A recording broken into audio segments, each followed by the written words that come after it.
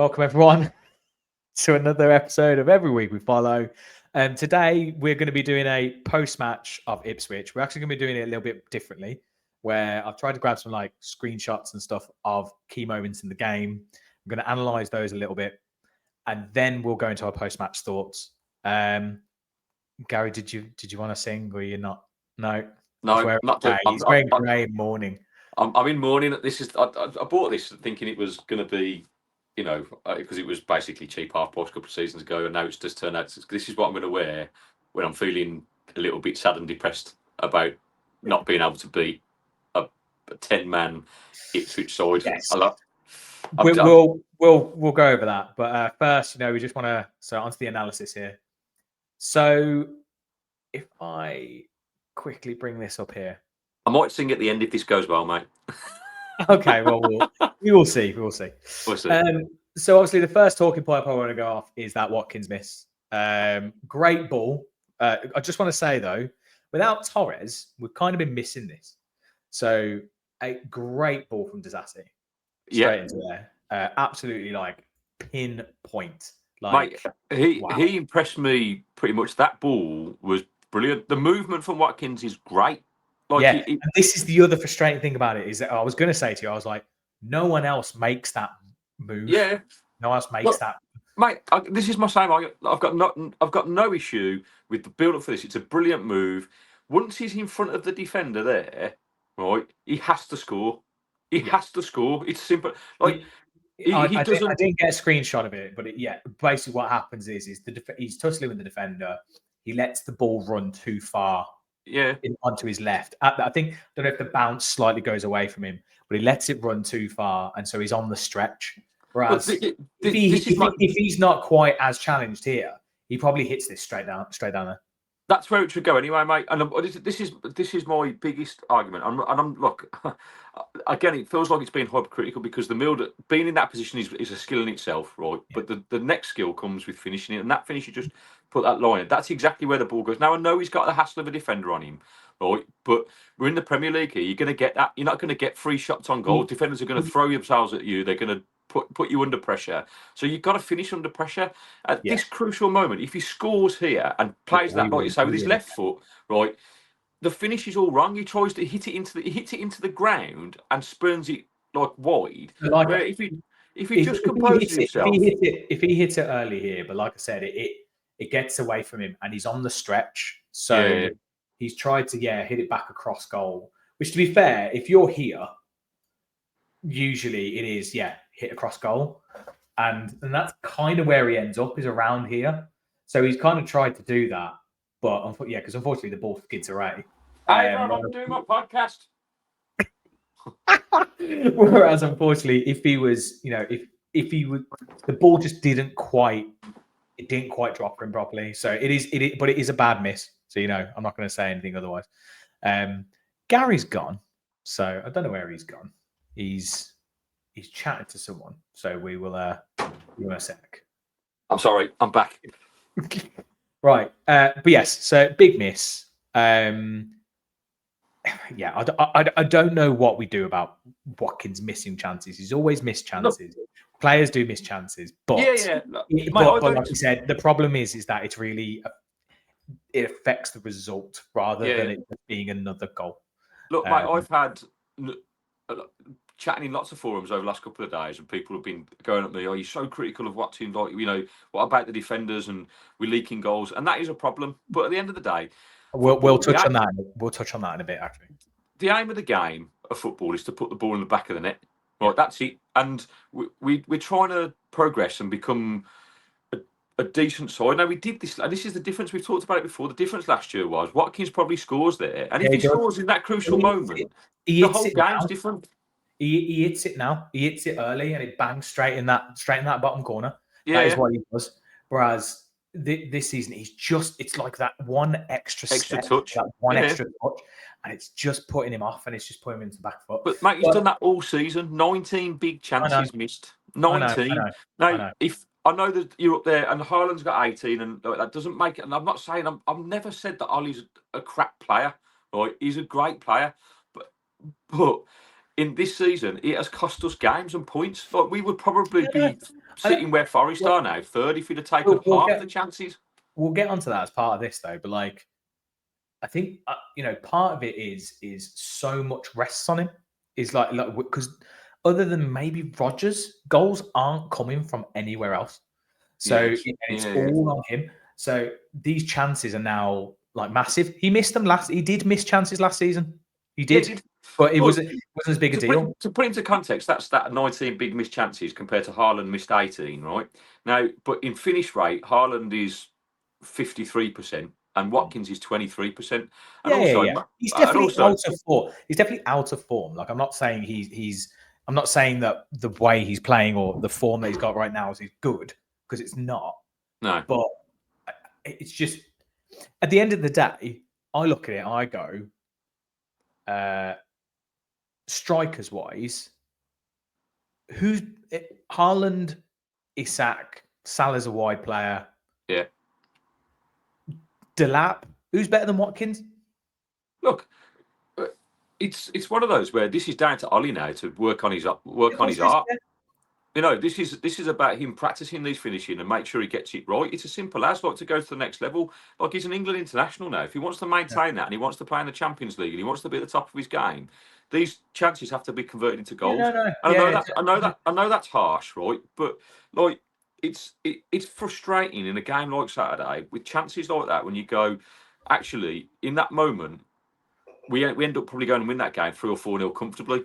Because it changes the game, and what that does is all it did was it galvanised Ipswich. Like as soon as they went down to 10 men, they did what any away team would do: will put part 9 behind the ball and come and break us down. And then it's down to tempo of play, which we didn't again do very well until we made the changes. I thought Rashford and Asensio came on and made a difference. But I also think that like we'll get onto it now is that so one of the things that I also saw here and in the next screenshot I show is also Marlon, right? So Marlon is causing a threat with. 100%. So what's great is here, for instance, we do actually pretty much have a 2 up top here. So you got Marlon here. This is actually a really frustrating situation, by the way. You probably didn't see it during the game, or it wasn't in the highlights or anything. Yeah. But this ball does get played in. Now I'm looking at this and I'm going, it's either going to go here, or it's going to go here, and it's going to be like Watkins. It unfortunately ends up going like that. And it basically just goes over the top. This is like here's a prime example of hopefully chances that we can get. Also, actually, because Marlon's kind of moved, he's actually stopped. If Marlon moves a bit more here, Rodgers actually has a clear run into into the penalty spot to just square that straight. So actually, I think this combination between Watkins and Marlon could really start to could cause problems. Open up some much better chances. And this is the thing is we don't see this happen a lot. We don't see this enough. I'll show a screenshot later of like McGinn and stuff, and they're all just lined up on the edge of the box. I'm like, is anyone going to actually like make a run into the box at some point? Because at the moment it's all on Ollie. Like you'll see it a bit, but I just thought that was quite encouraging. And then Watkins obviously did some really good play. He did fantastic here. This is actually when they're down to 10 men. So this was Rodgers' chance when at the end of the first half. This was Rodgers' chance. And to be fair, right, if this half was another 5 minutes, we would have scored because we were absolutely drubbing them at this point. Like we were moving them around. We didn't really do that in the first like 25, 30 minutes of the second half. No, we didn't. As the first half here, they didn't really know what to do. And somehow here, by the way, Watkins managed to find this pass. Yeah, he was brilliant play, mate. It was good centre forward play. The build-up play to that was great. And Rodgers should score. It's a great save by the keeper, but he should score. Like he's 6 yards out. He's got to put it in the back of the net. Yeah, I agree. And again, it's just so it's not all on Watkins from Saturday. Rodgers had 2 great chances to score, and again, it was just in that crucial moment. The finish wasn't quite right. Panic. I don't know. You panic and you see, the goal in front of you, so you lash at it a little bit rather than actually compose the finish. And this is the difference between, this level and that level. Do you know what I mean? It's just that ability to. And that's the difference last season. So, like, just on that, last season, at this stage, conceding goals wise, we're about the same. So like we'd actually conceded a similar amount of goals to what we have now, Yeah. but we scored 16 more. Well, there you go. That's the difference. So Mate, we are of course talking about like conceding goals, which is a problem because we're not scoring as many. But 16 goals. Well, we've said this before, haven't we? Last year we were conceding goals, but we were still winning games because we were scoring we're more. winning like 3-1. We knew I remember last season. I remember us going, we're conceding 2 or 3, but scoring 4 or 5. So it didn't really matter. And if you look at the last few games, actually, our overall play hasn't been bad. Like we've actually played some really nice football, and particularly against Spurs, we were pinging the ball around and moving teams around, and we've got to somehow find a way to be consistently like that. That's the difference, because we weren't on Saturday. Like I say, we had little moments of it, and then, like you said, towards the end of the first half, we did, and like you said, if it had gone on 5 minutes, we maybe would have got a goal. It'd have been different. But then the second half, you go, they're 10 men. Let's come out and absolutely batter them. But we didn't. We allowed them to get in the game. Well, we'll get to that. You'll see that. Like, so for instance, this is how it was lining up at the end. This is kind of, what was it, about 5-6 minutes after the sending off here, the end of the first half. Now, the question the one that I kind of understand, right? But I'm like, this isn't a corner, by the way, or anything like that. This is in open play, right? Okay. So you've got Mings basically stood in the center of the box, who, by the way, I can't remember last time I scored a header.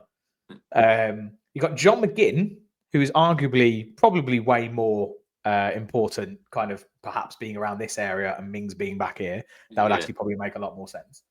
And then you've just got like, I don't know, you just got players hanging around the box. And the problem was we weren't crossing it in.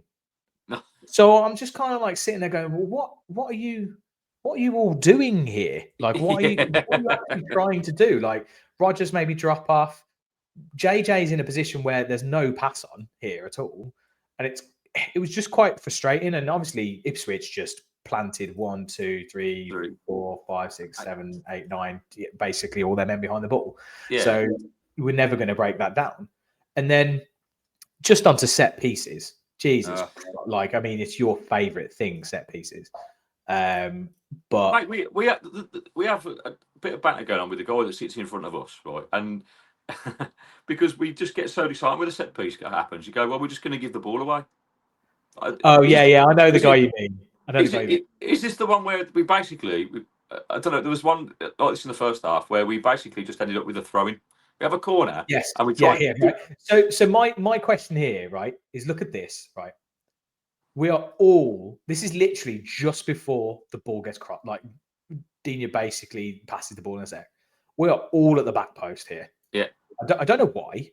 So I have no idea. Well, it's an Aston Villa special, mate. He knows what he's doing, right? Fucking stealing away, long-haired knobhead.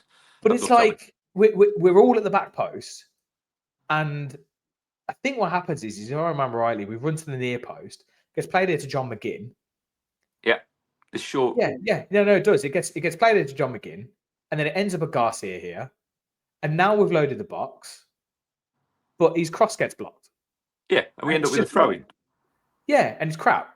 Yeah, so just whip the ball in, like you say. You've got everyone at the back. Look, it doesn't make.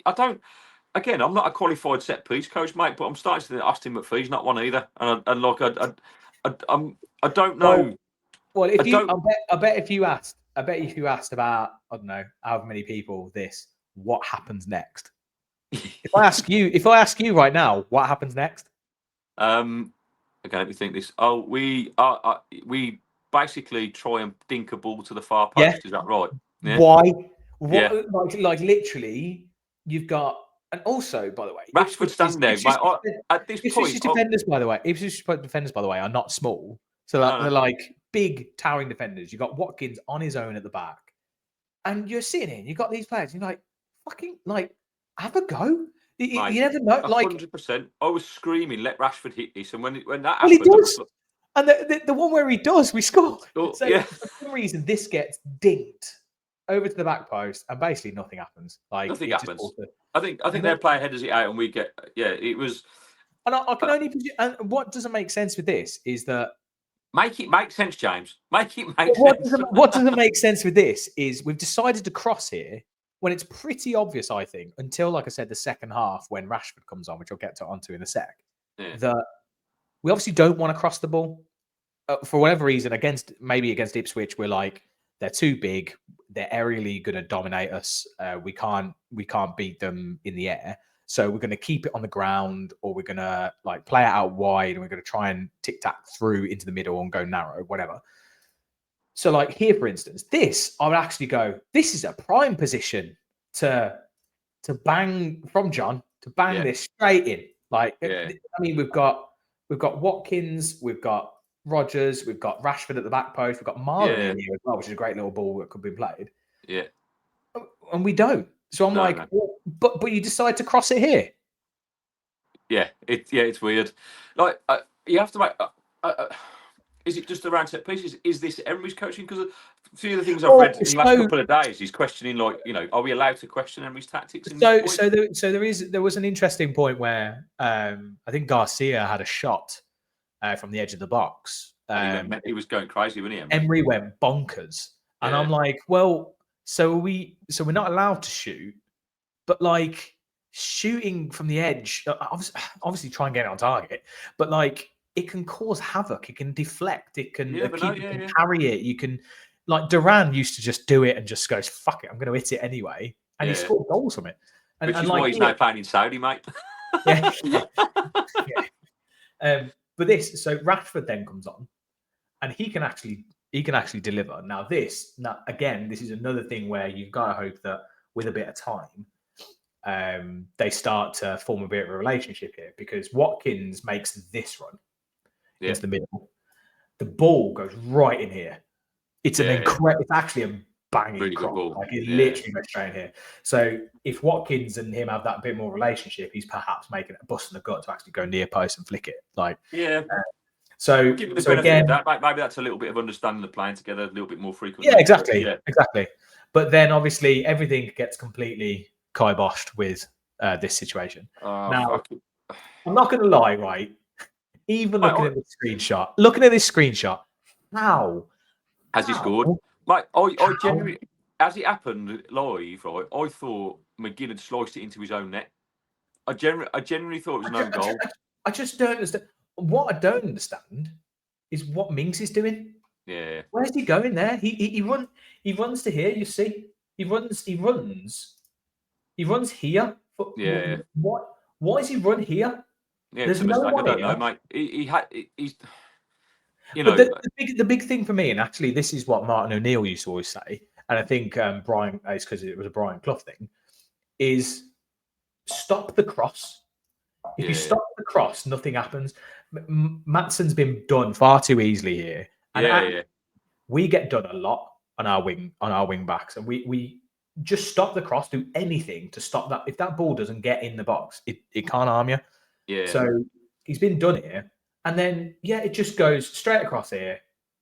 And I still, even looking at this, I still don't understand how he's got the ball. Yeah. Now, whether that's being really good centre forward play, or whether that's poor defending. He's a handful, Delapis, mate. He's a good player. Watched him, and he did, he put a shift in against us, and he made it difficult. But, and like I said, in real time, I genuinely thought McGinn had, like you say there, I don't know how he's got it, and I generally thought McGinn had got across and took a swipe to clear it and sliced it into his own net.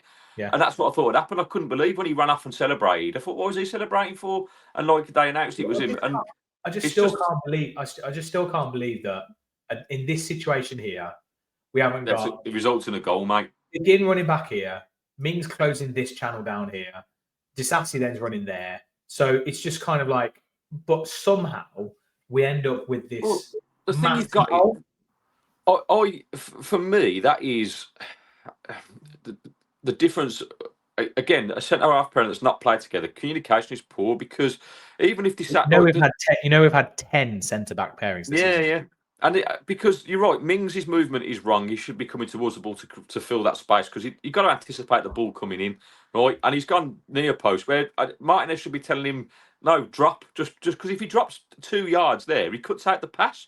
It doesn't even get to Delap. So, and then McGinn's on the back foot, and like I said, it looks like he's not in the right position. But even Disasi's seen the danger. You've got to go to the ball. You could say, arguably, you leave your man at the back post. You know the ball's coming, and you follow that Delap run because McGinn's the wrong side of him. So, it is a calamity goal, mate.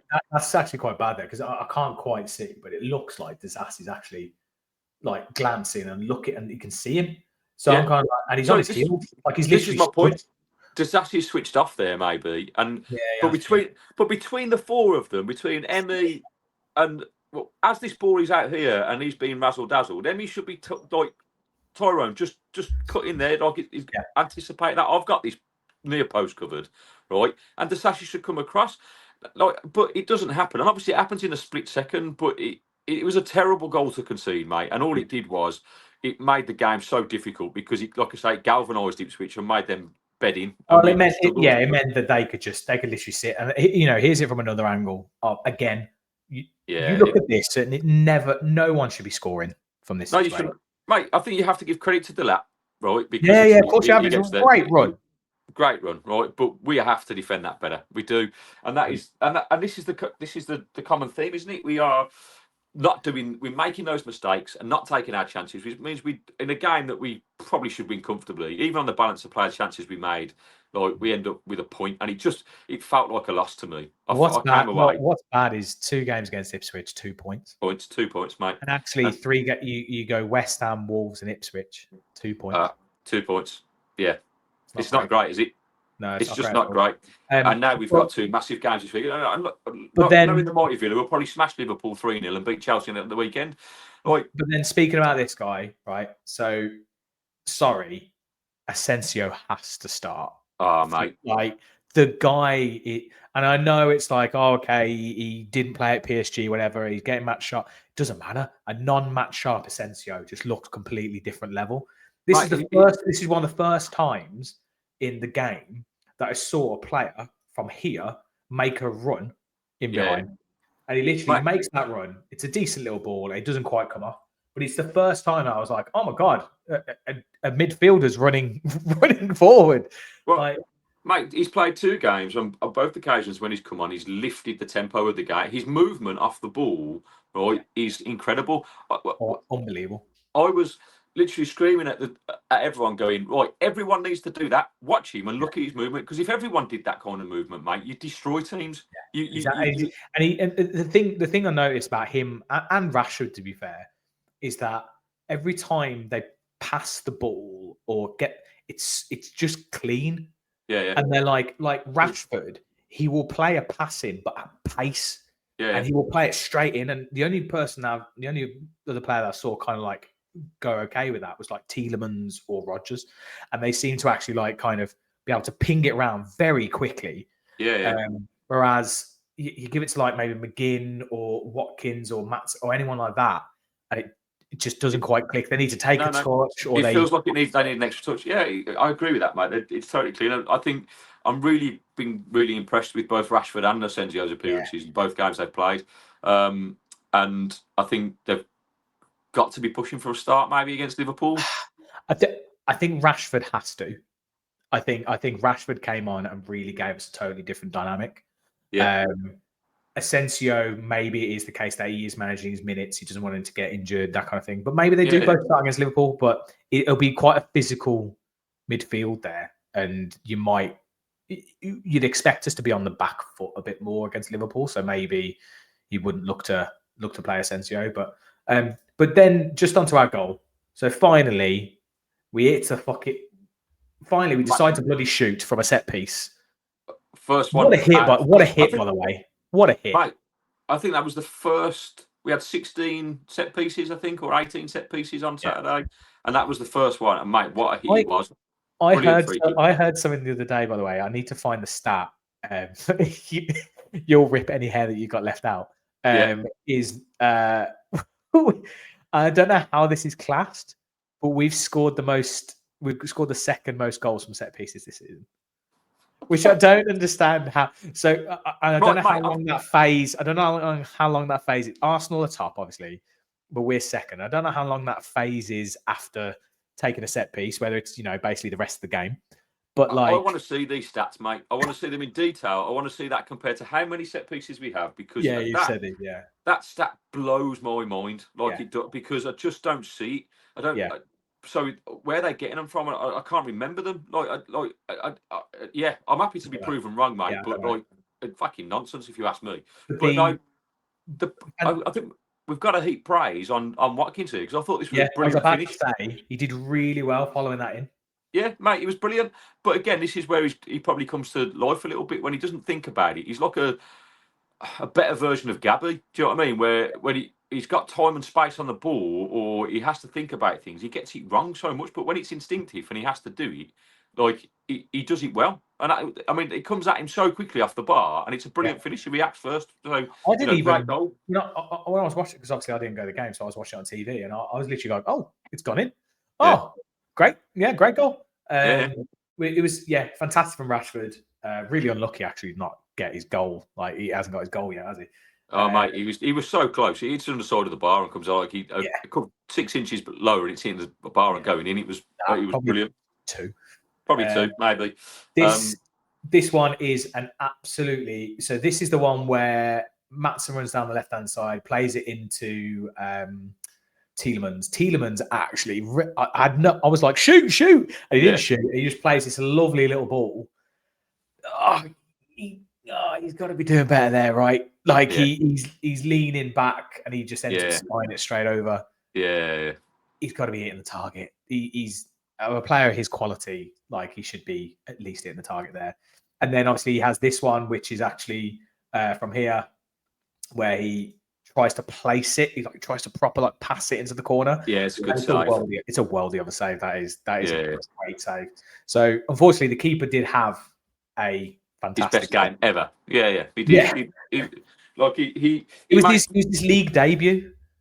Was it really? From Baggies. He played in the cup. I thought I didn't recognise him, but he played in the cup, and then it was his league debut. Yeah. Well, he's made an impression there because he's kept him in the game, and I mean, as poor as we were in finishing on Saturday, we, obviously we dominated the possession, and we should have won the game. And like I say, it just felt like a loss because we didn't quite do enough. Our finishing was just not good enough. But we had because we had the chances. So that's the thing. It's not like it wasn't like against Monaco or something, or against other team. We created, mate. We did. We created so many chances. Well, the particular, I was disappointed at the end. I don't know if you've got the screenshot of that, where the keeper saves it when it goes behind him. It's next. Sorry, this is chronological. I'm going through here, but I was just going to quickly talk about this. Is that for me, this is the difference between us this season and last season. So this is on transition.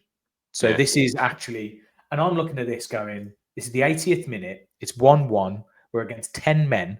Yeah. Why is the only player pretty much in line with the back four, Watkins, here? Yeah. Why is Rodgers not here?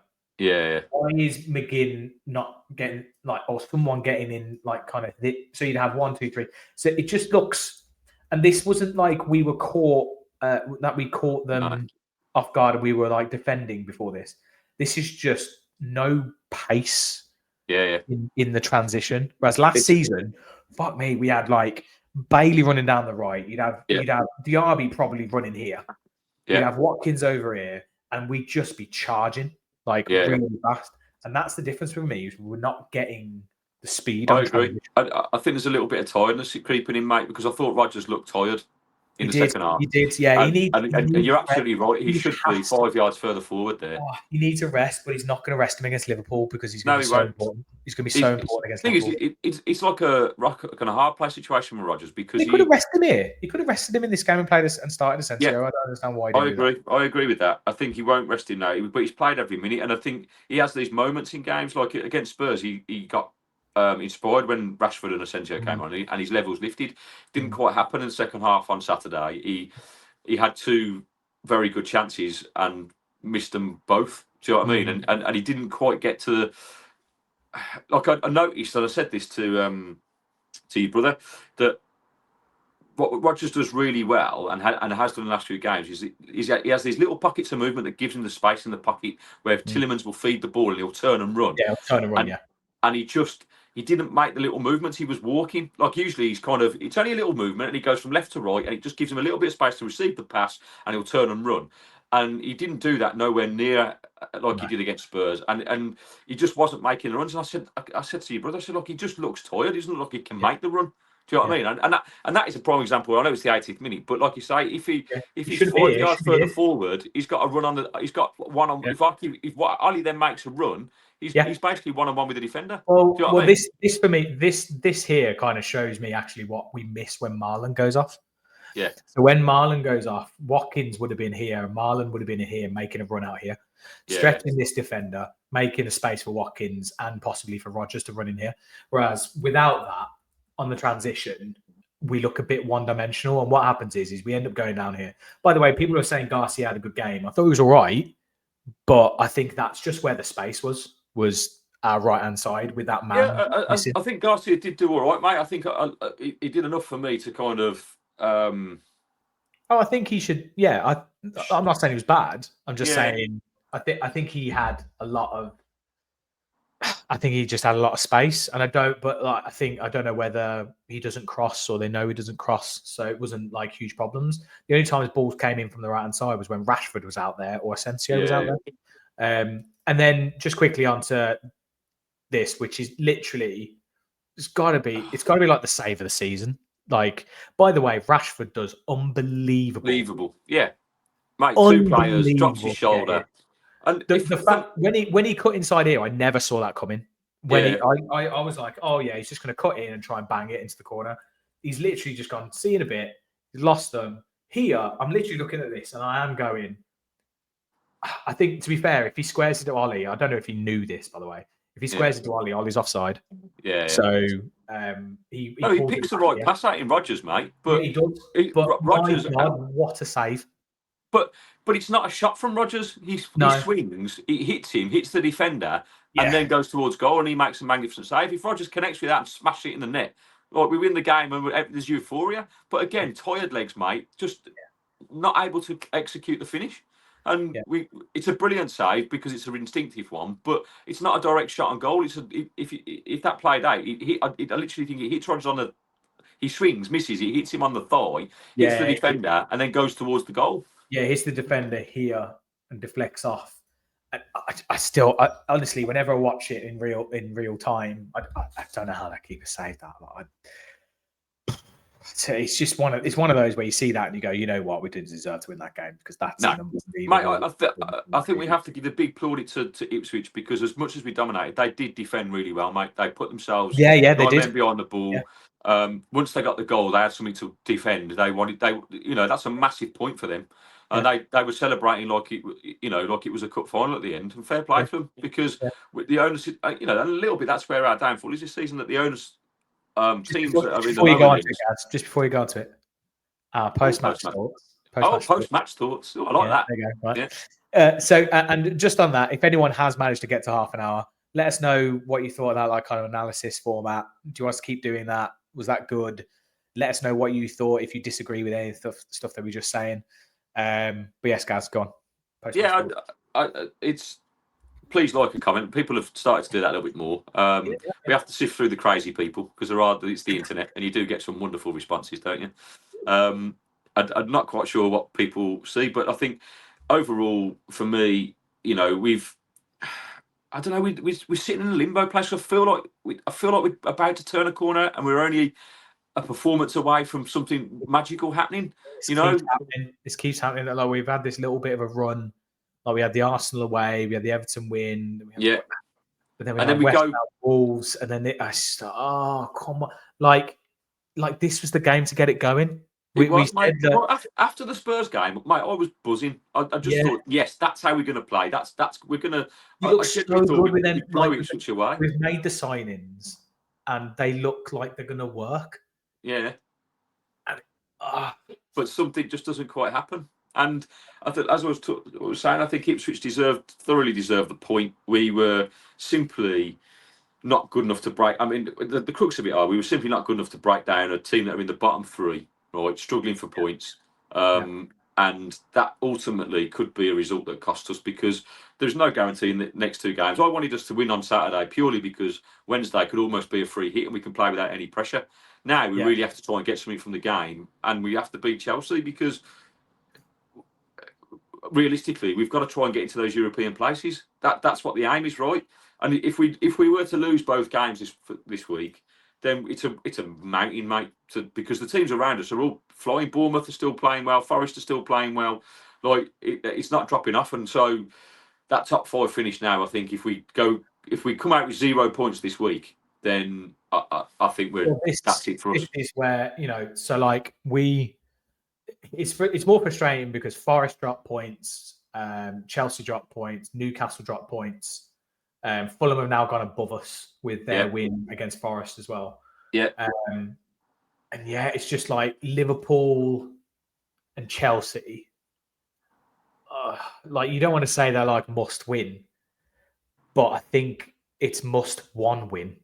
Yeah. I think if you don't win either of those games, I think Europe in general is going to be tough. Well, I think so. Like because there's 13 games left of the season. Champions League for me is gone. Like I think everyone, it's like we need like 8 wins from our last 13, and we're just not in any form to do it. No, I agree with that. See us getting 4 or 5 and a couple of draws. So that might sit us around 7th or 8th. I think is like we've just been too inconsistent this year, haven't we? And we have. I think we've missed the big opportunities we have not taken, or the scenarios we've been in we have not taken. Yeah. We've got the ones that everyone will think of when it comes to mind are Forest, Bournemouth, Man U, Ipswich away, 2-1 lead. Ipswich actually played really well. They played really well in that game. But that's like 3-4. That's 3-4 wins. Yeah, it's right there. They're not draws. They're games that we've actually gone to lose. So, well, mate, you put 12 points onto our total, and we're 3rd. Yeah, do you know what I mean? And so we are with Forest, and that's been the biggie. Like you say, as time runs out, I think now maybe the mentality is to get into Europe. We try and win the FA Cup, and we try and go as far in the Champions League as we possibly can. Right? I mean, it's a big ask for both of them because we're not being consistent enough, and sometimes you can find form in the cup. We've got a favourable draw against Cardiff. Could well be in the should be in the quarterfinals really, but. After watching that on Saturday, now I'm not. Those games against the Championship sides, massive. Yeah, they're banana skins, aren't they? That is their cup final. It's Cardiff's cup final. I mean, we 2 ex-Villa players coming back to Villa Park as well. Yeah, we've been very lucky that we're at home, and we have been at home in all these FA Cup fixtures.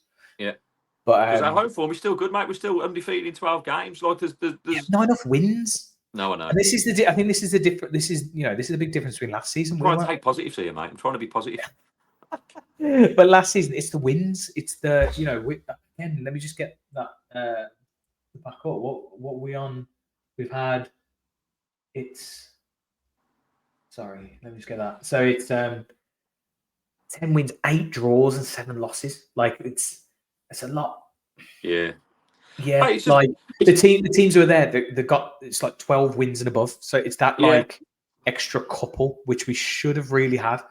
I think for me, like it's one of them where because of how well we did last season, the expectation was difference there as well. I know, mate. It's not good enough. I thought we would push on this year and be challenging, and the fact that we haven't is a bit disappointing. But if you'd have said to me at the start of the season, like realistically, we could still qualify for Europe in some degree, right?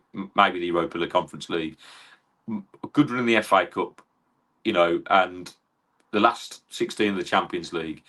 It's not the worst season in the world. It's just we are trying to build something. It's not, but what it is it's not a bad season overall where you look at what you've kind of like achieved across the board. So like you've done really well in the Champions League. You've done better than we thought we'd ever do in the Champions League.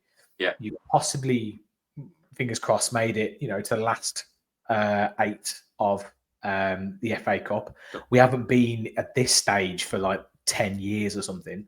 Yeah. And you finished like top half of the table, not far off the European spots, right? Yeah. but it's next season. Yeah. It's next season they affect. Next season, you're like, oh, there's no Europe. We're in the cups again. We probably lost a couple of our players, our big players, I would say. Like, I'd be surprised if we were able to keep some of our main, like 2 or 3 of our main players. If we lose European football, mate, 100%. Use any European football. If we if we don't even get Conference League, then Watkins probably does go. Bless me. Bailey goes. Not that he's going to be a huge miss at this moment. You don't like Rashford. Obviously, he's only on loan, and apparently Asensio's only on loan. Oh yeah, he changes the dynamic, doesn't he? Half your team goes. Like, I wouldn't be surprised if teams come in for someone like Konsa or Martinez, probably. Like, it could be the game as well. That's the task, isn't it? And it's difficult because teams around you are all trying to do the same, and like they've improved over the course of the season. We just, it just feels like we haven't clicked yet. And maybe, mate, they could prove us totally wrong, and they could go on and win the remaining 8 out of 13 games. This every week now. Like, this is the first time I think this season that I've actually kind of gone, it's just not going to happen for us. Yeah, this season. It feels. I'm trying to be positive though, mate. It does. I know. Into the negative mindset. I'm trying. My concussion has just completely screwed me over. Sent you doolally. I've been out for a week and I'm back and I'm like, and now the doom and gloom is sitting and going, we're just crap. We're going to get relegated. It's really frustrating because it's such an exciting season, and it's hard because also now. It does affect how you feel sometimes about those Champions League games, because you're kind of going, we're not in great form here, but we're playing this team away from home. Yeah. We don't get a result there, then we're massive game when we're back. We might win that, and then we're like, right, Premier League. We've just lost to Leicester. Whatever it is. It's very frustrating. Mate, it's massively frustrating because it has affected our league form, and also, like you say, if we ultimately end up with not a European place, not winning the FA Cup, and it's not a successful season, is it? And actually, you're then having to try and rebuild something again, and there's no guarantees next season because teams improve, and we've got to try and keep and bring players in. So that European qualification for me is the one that brings in the players. So we've got to look. This is of course what Emery wants. He's talked about it, but and he is not an idiot. And I think his execution of his plans has probably not been done by the players. He's of course he's going to be seeing the same. Just going, look, we should be scoring here. We should be winning this game 3 or 4-0. We're not. You can't. It is a human sport. At the end of the day, they're not robots that play to perfection. But it's about the law of averages, isn't it? So if you create, like we have done in both the Spurs and Ipswich games, 10 chances, but you only take 1 and 2, respectively. Because you're going to concede 1, you know that you're probably going to draw the game. Yeah. And teams know that now. And teams go, actually, we're going to be in the game because they're going to make a mistake. And that's what we've done. That's been consistent this year. We've consistently made poor defensive choices and then not been finishing. So it'll either come good and we go on a run and we end up in Europe and win the FA Cup, win the Champions League, and yay, come on, right? Of course, that's highly unlikely, but I still believe in Emery. I think he's a brilliant coach because it's not like I'm sitting here going Emery out or anything. It's just frustrating. It's just frustrating. It's fair analysis, mate. I think the thing that's more frustrating about it is that I can't think what I just don't know what we do. Mate, the answer is simple. Put the ball in between the sticks more times than the opposition, and you win the game. It's not a complicated sport, dude. Right? It's not. You know what I mean? We're creating the chances. We're just not. And now you have to put them in.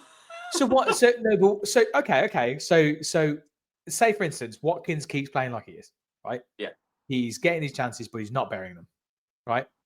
What do you do? Well, my head's going to explode for one, right? And but what do you do? So okay, next 2 games, Watkins doesn't score. We draw the next 2 games, Liverpool and Chelsea. We miss big chances. What do you do? I don't. Yeah. What do you do? Take Watkins out and put Marlon in up the front? What?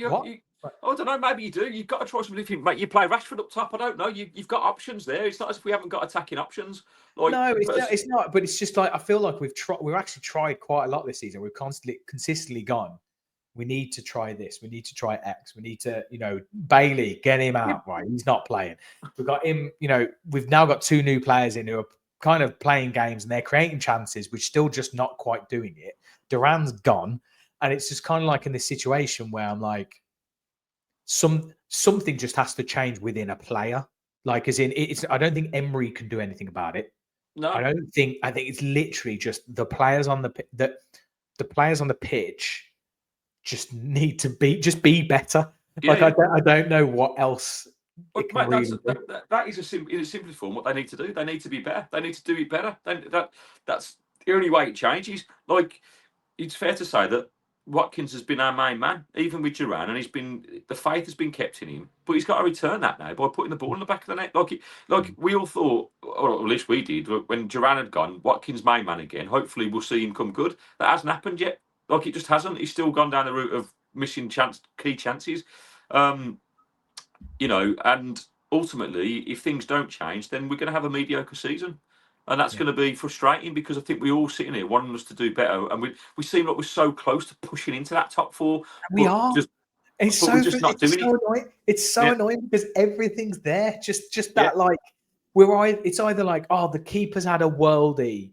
Oh, if he just, like, we've had that disallowed goal. Or it's just like... It's just not quite happening for us. And that's the frustrating thing because... even I guess last season, even when we were conceding goals, like I say, we were still just scraping through games and getting victories. So the points were still tallying up, and results went for us, and teams above us weren't winning. Spurs couldn't win a game at the end of last season. We had no right to finish in the top 4 last year, and yet they were doing what we're doing now, where they weren't taking advantage whenever we were slipping up. But I mean, I'm just looking at the fixtures now. So, like, we know Liverpool, Chelsea. You know what? I forgot Palace were in the league. I can't remember any games Palace have played. Like, we've got Liverpool, Chelsea at home. We've then got that run, other than the FA Cup sandwich in between it. We've then got a run of 3 games away from home. So we've got Palace, Brentford, and Brighton. I think they will actually be quite key because away from home has been a bit great. Season. And then the big one for me is Forest. So at home, because that's a massive one for me. But at that point, it could be easily like we're completely out of Europe. Forest are fighting for fifth. And it's a very different game. But I don't know. But I'm gonna wrap this one up on there because I'm going to get more and more frustrated. And my head's starting to hurt. We need to go take some ibuprofen, mate, and get that my head. Oh, just for those who don't know, as if you've turned me into the positive one. That's amazing. Actually, I suffered a concussion last week. That's why I wasn't here for the whole week. But welcome back, mate. It's nice to have you back. Although slightly negative, I still think we're going to finish in the top 5. We're going to win the FA Cup and get to the final of the Champions League. I'm going to try and make the game on Wednesday night, so we can try and do awesome. A little bit of a match day video, which will be nice. But we will be popping out a Liverpool preview tomorrow at some point as well. So as always, guys, if you liked it, give us a thumbs up and a sub, and all your comments. Let us know if we're being complete doofuses, which we probably are half the time. So just let you know if you disagree. We'll have a bit of banter. We love a bit of banter. As always, guys, catch you next time. So every week we follow the boys in claret and blue. I don't know how we've managed to do this, and actually, you're now more positive at the end. I don't know. But anyway, see ya.